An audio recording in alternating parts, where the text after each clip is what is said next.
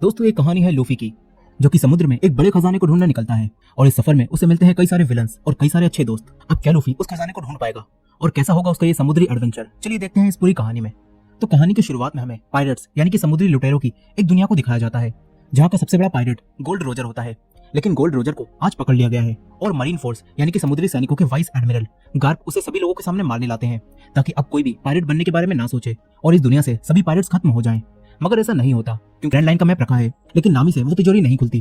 तभी बाहर मॉर्गन आकर उस दरवाजे को तोड़ने लगता है। ये देखकर लूफी अपनी ताकत से पूरी तिजोरी को उठाता है और नामी के साथ वहां से नीचे कूद जाता है। ये दोनों जिंदा बच जाते हैं, लेकिन फिर मरीन सैनिक यहाँ आकर इन्हें चारों तरफ से घेर लेते हैं।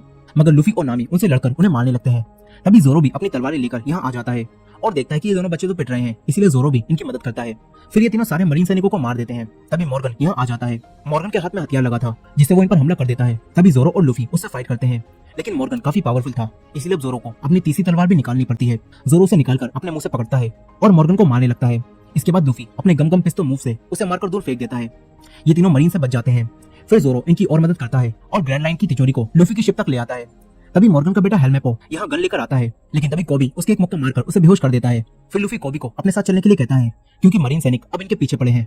मगर कोबी लूफी से कहता है कि मैं अपना सपना पूरा करने के लिए यहीं रुकूंगा और एक अच्छा मरीन सैनिक बनूंगा। अब ये सुनकर लूफी जोरो और नामी के साथ इस बोट को लेकर निकल जाता है। दूसरी तरफ हम फिर से गार्प को देखते हैं, जिन्होंने 22 साल पहले गोल्ड रोजर को पकड़ा था। गार्प को पता चलता है कि मरीन बेस से कोई उनका ग्रैंड लाइन का मैप चुरा कर ले गया है और ये जानकर गार्प इसी बेस पर आने लगते हैं। इसके बाद हम एक जोकर को देखते हैं और उसे भी ग्रैंड लाइन का मैप चाहिए था, इसलिए वो अपने लोगों को लूफी के पीछे मैप चुराने के लिए भेजता है। दूसरी तरफ लूफी, जोरो और नामी उसी बोट से आगे बढ़ रहे थे। यहाँ नामी उस तिजोरी को खोल लेती है और इसमें इन्हें ग्रैंड लाइन का मैप मिलता है। फिर नामी जोरो और लूफी को बताती है कि पूरी दुनिया का समुद्र 4 हिस्सों east blue, north blue, west blue और साउथ ब्लू में बटा हुआ है और जमीन की लाइन को रेड लाइन कहा जाता है और इसके अलावा जो लाइन इसके बीच में है उसे ग्रैंड लाइन कहा जाता है। अब ये तीनों वहाँ जाकर वन पीस ढूंढने के बारे में बात कर रहे थे। तभी उसी जोकर के लुटेरे यहाँ आकर इनकी बोट पर हमला कर देते हैं। वो लोग बेहोशी की गैस को इनकी तरफ फेंकते हैं, जिससे ये तीनों बेहोश होने लगते हैं। तभी लूफी उन लुटेरों को देखकर ग्रैंड लाइन के मैप को अपने मुंह के अंदर छुपा लेता है। फिर वो सभी बेहोश हो जाते हैं। इसके बाद जब ये तीनों जागते हैं तो ये तीनों कैद हो चुके थे। लुटेरों ने इनकी सारी चीजें ले ली होती हैं, लेकिन लूफी कहता है कि ग्रैंड लाइन का मैप मेरे पास बिल्कुल सेफ है। अब तभी ये बॉक्स खुलता है और ये तीनों एक स्टेज पर होते हैं और जोकर यहाँ शो दिखा रहे थे। यहाँ लोगों को गुलाम बनाकर उनसे जबरदस्ती तालियां बजवाई जा रही थी। अब तभी यहाँ इनका कैप्टन यानी कि वही जोकर आता है और बताता है कि मेरा नाम बगी है। लूफी से पहचान लेता है, क्योंकि बगी भी एक पायरेट होता है और इसके ऊपर भी काफी सारे पैसों का इनाम था। लूफी बगी से कहता है कि वो भी पायरेट्स का किंग बनने वाला है, लेकिन बगी ये सुनकर हंसने लगता है और कहता है कि वन पीस को ढूंढकर मैं पायरेट्स का किंग बनूंगा। अब बगी इनसे ग्रैंड लाइन का मैप मांगता है। तभी चालाक नामी अपनी चालाकी दिखाती है और कहती है कि हमारे पास ग्रैंड लाइन के मैप से बढ़िया भी एक चीज है। ये कहकर नामी लूफी की टोपी को उछाल देती है और यहाँ से भाग जाती है। लूफी अपनी टोपी को पकड़ने के लिए अपना हाथ लंबा करता है और सभी लोग उसे देखते ही रह जाते हैं। वहीं नामी जब सर्कस से बाहर पहुंचती है तो देखती है कि बगी ने इन लोगों के पूरे शहर को तबाह कर दिया है। अब तभी बगी के लोग आकर नामी को पकड़कर वापस बगी के पास ले जाते हैं। इसके बाद बगी के साथी जोरो और नामी को पकड़कर यहाँ से ले जाते हैं। यहाँ बगी लूफी से उस मैप के बारे में पूछता है, लेकिन लूफी उसे मैप के बारे में कुछ भी नहीं बताता। इस पर बगी उसके हाथ पैरों को बांधकर उसे खींचने लगता है, लेकिन लूफी को कोई फर्क नहीं पड़ता, उल्टा उसे तो और मजा आ रहा था। तभी बगी लूफी की टोपी को देखकर उसे पहचान लेता है और कहता है कि ये तो शैंक्स की टोपी है। बगी कहता है कि तुम्हारी उम्र में मैं और शैंक्स भी एक ही टीम में थे, लेकिन फिर शैंक्स ने भी मुझे धोखा दे दिया। अब यहाँ बगी लूफी से मैप लेने के लिए यहाँ एक बच्चे को मारने वाला था। तभी लूफी अपने आप को छुड़ाता है और गम पिस्तौल करते हुए बगी की गर्दन उड़ा देता है, मगर सर अलग होने के बाद भी वो जिंदा रहता है। इसके बाद बगी बताता है कि मैंने भी तुम्हारी तरह डेविल फ्रूट खाया था, जिससे मुझे ये पावर्स मिली हैं। इसके बाद बगी बेहोशी की गैस की मदद से लूफी को दोबारा बेहोश कर देता है। दूसरी तरफ जोरो और नामी अब कैद हो चुके थे, लेकिन नामी के पास ताले को खोलने के लिए एक चाबी थी। नामी उसे वो लोग खोलने की कोशिश करती है। तभी यहाँ बगी का एक आदमी आ जाता है। जोरो ने इस आदमी के भाई को और इसके पुराने साथियों को पहले दौड़ा दौड़ा कर मारा था, इसलिए अब ये जोरो को मारने वाला था। वो जोरो को घुमाता है और उसके चाकू मारने लगता है, लेकिन ये प्रो निशानेबाज था, इसीलिए इसका एक भी निशाना ठीक नहीं लगता। अब तभी नामी लोग खोल लेती है और इसके एक लात मारती है। इसके बाद जोरो इसे पकड़ लेता है। फिर नामी उसे छुड़ाती है और जोरो इस लुटेरे को आसानी से बेहोश कर देता है। वहीं दूसरी तरफ गार्प, जो कि इस बेस के वाइस एडमिरल हैं, वो यहाँ पहुंच जाते हैं। यहाँ मॉर्गन उनसे झूठ बोल रहा था और बता रहा था कि उसके बेटे की गलती की वजह से वो पायरेट ग्रैंड लाइन का मैप चुराकर यहाँ से ले गए। मॉर्गन कहता है कि कोबी, जो कि नया कैडेट है, उसने मेरे बेटे को बचा लिया, नहीं तो वो भी मारा जाता। अब गार्प कोबी को देखकर सब कुछ समझ जाता है कि कोबी लूफी के साथ मिला हुआ है, इसीलिए गार्प कोबी को अकेले में मिलने के लिए बुलाता है और पूछता है कि तुम उन पायरेट्स के साथ कब से काम कर रहे हो। यहाँ गार्प का साथी कहता है कि एक बार में तुम्हें लूफी के साथ देखा गया था, इसीलिए अब हमें सच बताओ। ये सुनकर कोबी गार्प को सब कुछ सच बता देता है कि लूफी ने मुझे अलविदा से छुड़ाया था, फिर वो यहाँ आ गया और क्योंकि वो हमेशा से मरीन बनना चाहता था, इसीलिए वो मरीन बनने के लिए यहीं रुक गया। गार्प समझ जाता है कि लूफी सच कह रहा है, इसीलिए गार्प कोबी को लूफी को पकड़ने के लिए अपनी टीम में शामिल कर लेता है। वहीं दूसरी तरफ बगी ने लूफी को एक टैंक में कैद कर दिया होता है, जिसमें समुद्री पानी भर रहा था और समुद्री पानी की वजह से लूफी की ताकतें कमजोर पड़ चुकी थी। यहाँ बगी दोबारा से लूफी से वो मैप मांगता है, मगर लूफी उसे वो मैप नहीं देता। तभी बगी टैंक में पानी की स्पीड बढ़ा देता है। इसी दौरान हम छोटे लूफी को देखते हैं, जो कि शैंक्स के उसे छोड़कर जाने से दुखी था। तभी यहाँ एक और पायलट अपने साथियों के साथ आता है और लूफी को परेशान करने लगता है। मगर तभी शैंक्स अपने साथियों के साथ यहाँ आ जाता है और उस पायलट की टीम की लंका लगा देता है। तभी वो पायलट लूफी को लेकर समुद्र में चला जाता है। मगर तभी इनकी बोट पर एक बड़ा सा जीव हमला कर देता है, जिससे वो पायलट पानी में डूबकर मर जाता है। यहाँ लूफी भी पानी में डूबने लगता है। तभी शैंक्स आकर उसे बचा लेता है। फिर वो मॉन्स्टर पानी से बाहर आता है और इन पर हमला करता है। शैंक्स बीच में आकर लूफी को बचा लेता है। इसके बाद शैंक्स उसकी आंखों में आंखें डालकर देखता है और उसे डराकर भगा देता है। मगर उस मॉन्स्टर ने शैंक्स का एक हाथ खा लिया होता है और ये देखकर छोटे लूफी को काफी दुख होता है। मगर इससे लूफी समझ जाता है कि वो भी पायलट बनने के लायक नहीं है। इसके बाद शैंक्स लूफी को छोड़कर चला जाता है। लेकिन जाते समय शैंक्स लूफी को अपनी टोपी देता है और लूफी के पास शैंक्स की आखिरी निशानी थी। लेकिन अब प्रेजेंट टाइम में बगी उसी टोपी को खराब करने लगता है। लूफी को ये देखकर काफी गुस्सा आता है। तभी यहाँ जोरो और नामी आ जाते हैं और टैंक को चटका देते हैं। बगी अपने साथियों को देखता है, लेकिन जोरो और नामी मिलकर पहले ही उसके सारे साथियों को सफाया कर चुके थे। इसके बाद टैंक भी टूटता है और लूफी बाहर आता है। तभी लूफी के अंदर से वो मैप बाहर आ जाता है, लेकिन लूफी के लिए मैप से पहले उसकी टोपी जरूरी थी। लूफी टोपी को उठाता है। इसी बीच बगी वो मैप उठा लेता है। तभी जोरो उसे तलवार से मारता है, लेकिन अपनी स्पेशल पावर की मदद से बगी जोरो से बच जाता है। वो अपने शरीर के कई सारे टुकड़े करके जोरो और नामी पर हमला करके उन्हें मारता है। तभी लूफी बगी से फाइट करने के लिए उठता है और उसे मारने लगता है, लेकिन बगी लूफी पर भी भारी पड़ रहा था। तभी लूफी को यहाँ कई सारे बॉक्स दिखते हैं। लूफी नामी को वो बॉक्स दिखाता है। इसके बाद जोरो और लूफी मिलकर बगी के टुकड़ों को पकड़कर उस बॉक्स की तरफ फेंकते हैं और नामी उन्हें कैद कर देती है। फिर बगी अब छोटा हो जाता है। इसके बाद लूफी उसे अपने स्पेशल मूव से यहाँ से उड़ा देता है। फिर लूफी वो मैप नामी के हाथों में सौंपता है, क्योंकि अब वो तीनों अच्छे दोस्त बन चुके हैं। इसके बाद लूफी, जोरो और नामी यहाँ कैद लोगों को आजाद कराते हैं। दूसरी तरफ गार्प ने वहाँ के कैप्टन मॉर्गन को कैद कर लिया होता है, क्योंकि कैप्टन मॉर्गन एकदम भ्रष्ट कैप्टन था। इसके बाद गार्प कुछ नए मरीन सैनिकों को लेकर खुद लूफी को पकड़ने का फैसला करता है। उसके नए मरीन सैनिकों में मॉर्गन का बेटा हेलमेपो और कोबी भी शामिल होते हैं और ये लोग लूफी को पकड़ने के लिए समुद्र में निकल जाते हैं। वहीं लूफी उन लोगों को आजाद कराने के बाद जोरो और नामी के साथ अपने सफर पर निकल चुका था। तभी हम नामी को देखते हैं, जो कि किसी से फोन पर बात करती है और कहती है कि मेरे पास ग्रैंड लाइन का मैप है और मैं आ रही हूँ। यानी कि नामी इन्हें धोखा दे रही है।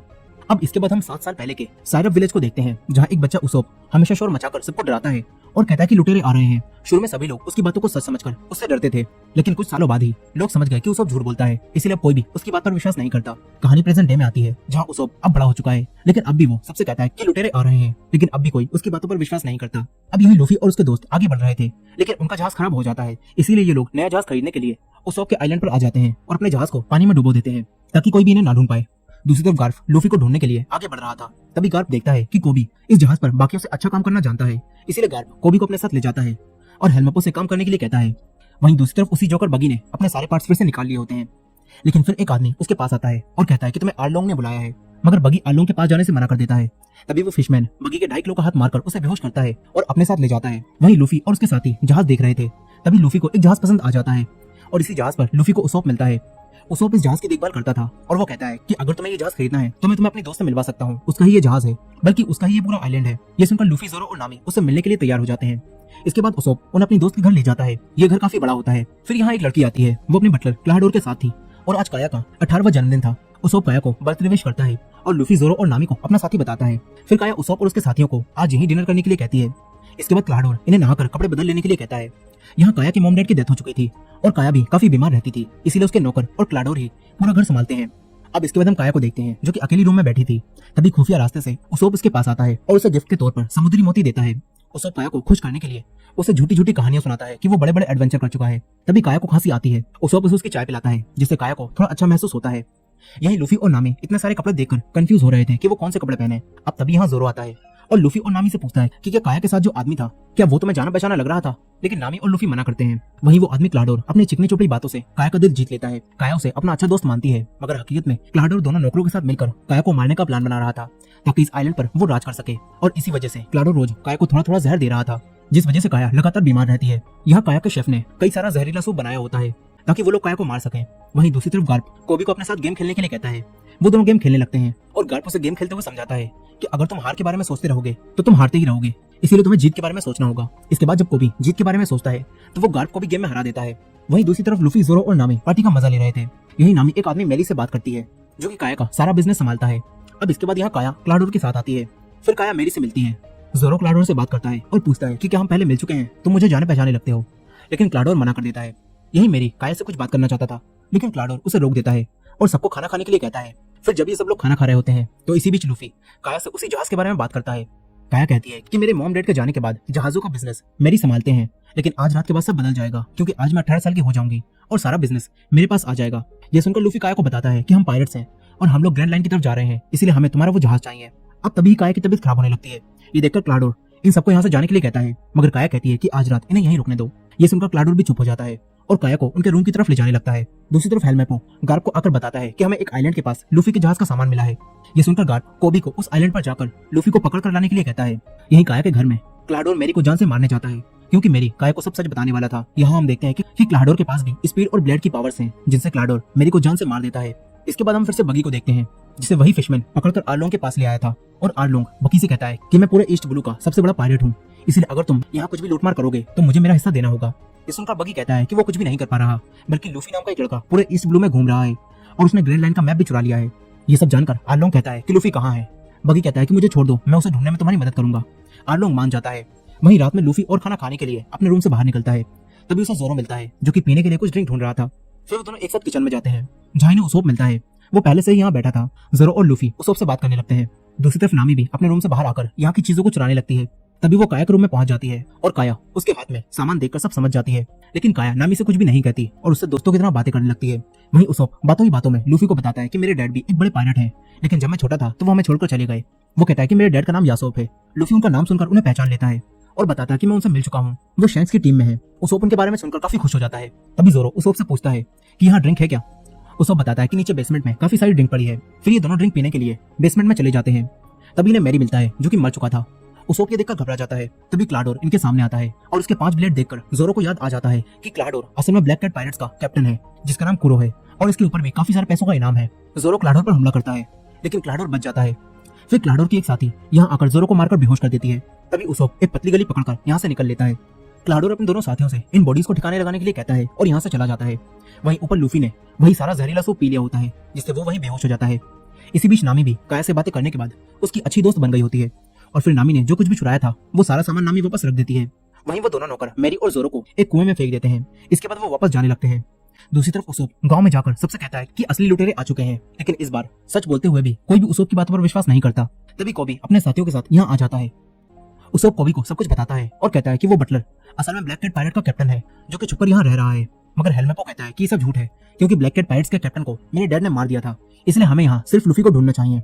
लूफी का नाम सुनकर उसोप ने बताता है कि लूफी भी वही है। उसोप ने लूफी के पास ले जाने लगता है। वहीं नामी किचन में आती है तो देखती है कि लूफी बेहोश पड़ा है। अब तभी यहाँ कोई आने लगता है। नामी वहीं छुप जाती है। फिर क्लाडोर अपने साथियों के साथ यहाँ आता है और देखता है कि लूफी ने सारा जहरीला सूप पी लिया है। नामी इन तीनों की बातें सुनकर सब समझ जाती है। तभी उसोप कोबी और बाकी मरीन सैनिकों के साथ यहाँ आ जाता है। क्लाडोर दरवाजा खोलता है। उसोप कहता है कि यही वो लुटेरा है, लेकिन क्लाडोर कोबी से कहता है कि उसोप मानसिक रूप से बीमार है और बचपन से ही वो ऐसी कहानियां बनाता रहता है। ये सुनकर कोबी के अलावा कोई भी उसोप की बातों पर विश्वास नहीं करता। फिर हेलमेपो क्लाडोर से लूफी के बारे में पूछता है। क्लाडोर बेहोश लूफी को इन्हें सौंप देता है। वहीं नामी बाहर आकर उसकी साथी के एक पैन मारकर उसे बेहोश कर देती है और यहाँ से भाग जाती है। दूसरी तरफ उसोप भी भागकर काया के पास पहुंच जाता है। इधर क्लाडोर कोबी को यहाँ से जाने के लिए कहता है और उसके मुंह पर दरवाजा बंद कर देता है। वहीं नामी भी काया और उसोप के पास पहुंच चुकी थी। फिर उसोप और नामी क्लाडोर की सच्चाई काया को बताते हैं। वहीं जोरो कुएं में अब भी जिंदा होता है। जोरो वहां से बाहर निकलने की कोशिश करता है, लेकिन वो कुएं से बाहर नहीं निकल पा रहा था। मगर जोरो हार नहीं मानता। इसी बीच हम जोरो के पास्ट को देखते हैं, जब वो तलवारबाजी करना सीख रहा था। यहाँ एक लड़की क्वीना जोरो की काफी अच्छी दोस्त थी। जोरो हमेशा उससे हार जाता था, मगर फिर उन दोनों ने साथ मिलकर कड़ी ट्रेनिंग करी और एक दूसरे से वादा किया कि हम में से एक इस दुनिया का सबसे बड़ा तलवारबाज बनेगा। लेकिन फिर कुछ समय बाद ही क्वीना की एक एक्सीडेंट की वजह से डेथ हो गई और ये सब जानकर जोरो को काफी दुख हुआ। इसके बाद जोरो क्वीना से किए हुए वादे को निभाने के लिए दुनिया का सबसे अच्छा तलवारबाज बनने निकल पड़ा। अब प्रेजेंट डे में यहाँ 12 बज जाते हैं और काया ऑफिशियली अब बड़ी हो चुकी है। इसीलिए क्लाडोर काया की प्रॉपर्टी पर कब्जा करने के लिए उसे मारने जाता है। वो इस घर से बाहर निकलने के सभी रास्तों को बंद करवा देता है।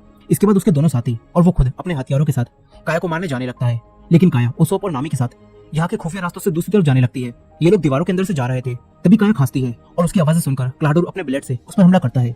वो तीनों यहाँ से भागते हैं। दूसरी तरफ जोरो कुएं से निकलने की कोशिश कर रहा था, लेकिन जोरो दोबारा से नीचे गिर जाता है। मगर जोरो हार नहीं मानता। वो दोबारा उठकर ऊपर चलने लगता है और आखिरकार जोरो कुएं से बाहर आ जाता है। वहीं कोबी लूफी को पकड़ कर ले जा रहा था, लेकिन कोबी को उसोप की बातों पर थोड़ा थोड़ा विश्वास होने लगा था। अब तभी लूफी को यहाँ होश आता है। तभी हेलमेपो उसके पास जाता है, लेकिन फिर लूफी सारा का सारा सोप उसके ऊपर ही निकाल देता है। इसके बाद लूफी पूरी तरह से होश में आ जाता है और लूफी कोबी से कहता है कि मुझे यहाँ से जाना होगा ताकि मैं अपने दोस्तों को बचा सकूं। लेकिन हेलमेपो उसे पकड़ने के लिए उसे मारने वाला था। तभी जोरो यहाँ आ जाता है और उसके साथियों को मार देता है। वो हेलमेपो को भी बेहोश कर देता है। इसके बाद जोरो और लूफी अपने दोस्तों को बचाने जाने लगते हैं। वहीं घर में काया, नामी और उसोप एक पुराने रूम में आकर छुपते हैं। तभी क्लाडोर भी यहाँ आ जाता है और उन्हें ढूंढने लगता है। इसी दौरान जोरो और लूफी भी घर के अंदर आ जाते हैं। लूफी ऊपर जाता है और जोरो दूसरी तरफ जाता है। जोरो के सामने क्लाडोर के दोनों चमचे आते हैं। जोरो उनसे फाइट करता है। वहीं क्लाडोर काया और नामी को पकड़ लेता है। वो दोनों को मारने वाला था। तभी उसोप अपने हथियार से उसके एक निशाना लगाता है, मगर क्लाडोर बच जाता है।